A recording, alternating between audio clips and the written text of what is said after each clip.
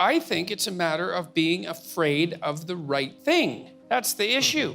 I decided a long time ago, partly from reading Solzhenitsyn, that I was going to try to be very careful with my words, and I was only going to say things that I thought, well, to begin with, weren't lies, let's say. I was going to try to formulate my thoughts truthfully. And the reason I decided that was because I thought that the opposite was hellishly dangerous.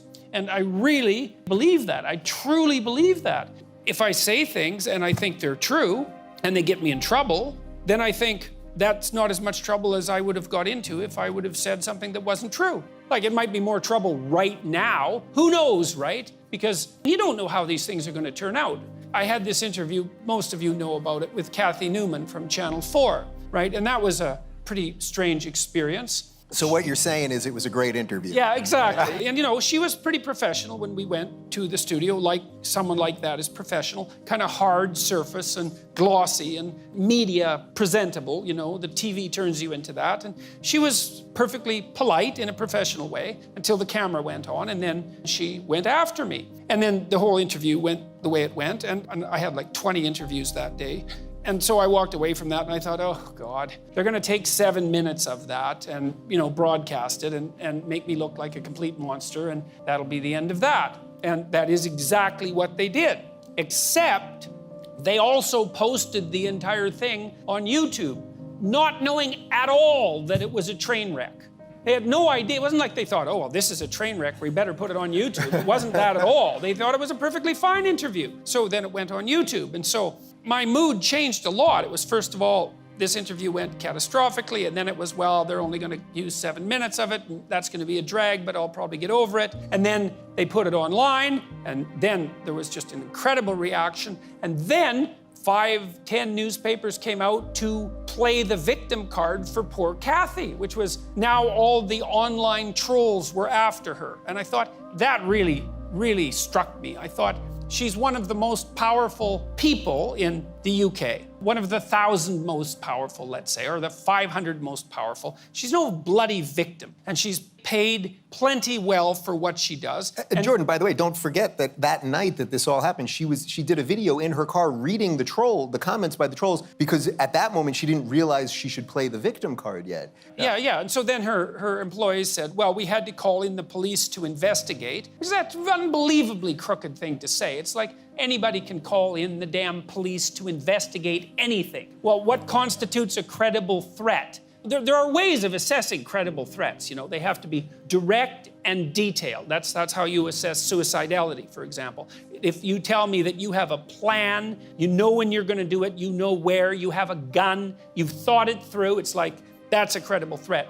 Sometimes I wish I wasn't here, that's not a credible threat. And you see the same sort of thing online. Well, then 10 newspapers played the victim card that poor Kathy was being trolled by like 1 million trolls. Who knew there were that many trolls, but apparently they were. And then I thought, well, God, the whole thing's gonna go sideways again, because I'm gonna come out of this as the villain who called forth, you know, the alt-right armada to take down poor, innocent Kathy Newman. And so it looked like it was gonna shift that way for about 4 days. And then that didn't work. There was a couple of other interviews that started to push back that narrative, and then it switched back to my side. But look, I'm making a point with this, is when I do an interview, like this interview, I follow this rule in my book. Let's say I think 8. it's 8. Oh, I think it is 8. All right. We've been doing this for a while. Sorry, it's 7. Oh, do what is meaningful, not what is expedient. Okay, so I come to an event like this, and I have an opportunity to say things, and I don't come in here and think, okay, here's a bunch of things I want to convince you of.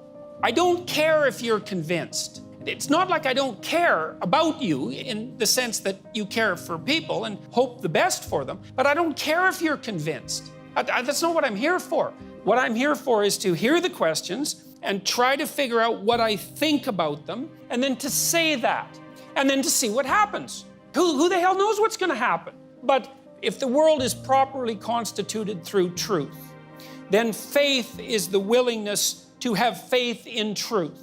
And so then you say what you believe to be true. And then some things happen. Sometimes they're not so good, which is why people often lie. You know, you tell the truth, you get in trouble for it. Every kid knows that. It's like, well, why'd you lie? Because I thought I'd get in trouble, obviously. It's like, well, that's not a good long-term strategy. You say what you believe to be the truth, and then you have the faith that no matter what happens, if you've said what you believe to be truth, whatever happens is the best thing that could have happened. And I believe that. I think that's how the world's constituted. And so it's not bravery, exactly. I would say it's more like faith. It's like, I'm going to say what I think. I'm going to try to do that as carefully as I possibly can. And I'm going to detach myself from the outcome. Because sometimes the outcome's terrible. I'm at McMaster University or Queen's, and there's like a bloody mob of zombies pounding on the window. You know, it's a little slice of hell. You think, this doesn't seem to be a very good idea. But the tide turns 2 or 3 times in the next 3 weeks, and something comes out of it. And if you're going to have faith in truth, it can't just be, did I get what I want in the next second? That's not faith. It's like, no, this is the other thing too that you got to understand. Without truth, you don't have the adventure of your life. If you tell the truth, that means you're revealing your being. That's what you're doing when you're telling the truth. And when you reveal your being, then you're living in the world. You're there, you're present, right? That's being there, let's say. That's you. That's your destiny. That's your journey. That's your adventure. That's what's going to justify your life. The adventure. It's not going to be easy. And if you hide from your truth, well, then you hide from yourself. And then you're not even there. And then who the hell are you? What are you? The puppet. You're the puppet of some coward. You're the puppet of some dictator or some second-rate philosopher, some idiotic idea or a bully you were afraid of in grade 6. God only knows. But it's not you living your life. And then you lose your life.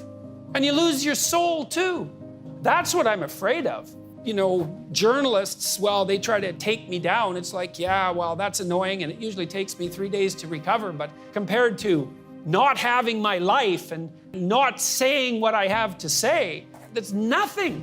It's minor inconvenience. If you can just withstand it, 2 weeks, you get mobbed. You guys might all need to know this. You're going to get mobbed on social media. Okay, so what do? Unless you did something wrong. Don't apologize. That's the first thing, because then no one can come to your defense. So don't apologize. Maybe you even double down carefully, not vengefully, right? Carefully. You say, no, that's what I meant. And if you don't like it, too bad. And you get mobbed. Then you apologize, a different mob comes after you. That's not helpful, and no one can defend you. If you can hold out for 2 weeks, you'll win. Now, it's a pretty brutal 2 weeks, because, you know, if you're a reasonable person and 100 angry neighbors show up at your door with pitchforks, you might be thinking there's something wrong with you, you know, like you think that unless you're psychopathic. And you think, well, maybe I made a mistake. And it's easy to waver and to back down. And maybe you're also afraid. But, you know, if you scoured your conscience and you're careful and you said what you had to say, then leave it lie. And they'll throw, the people who are playing this game will throw everything they can at you for 2 weeks. And if it doesn't stick, you're done.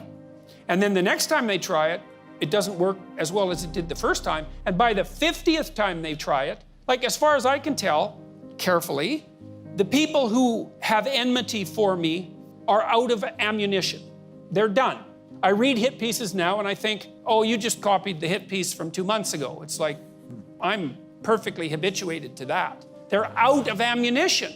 And maybe someone creative could still come up with some more ammunition. Maybe that'll happen at the Q&A. But it's not bravery, man. It's faith in the redeeming power of truth, and that's different.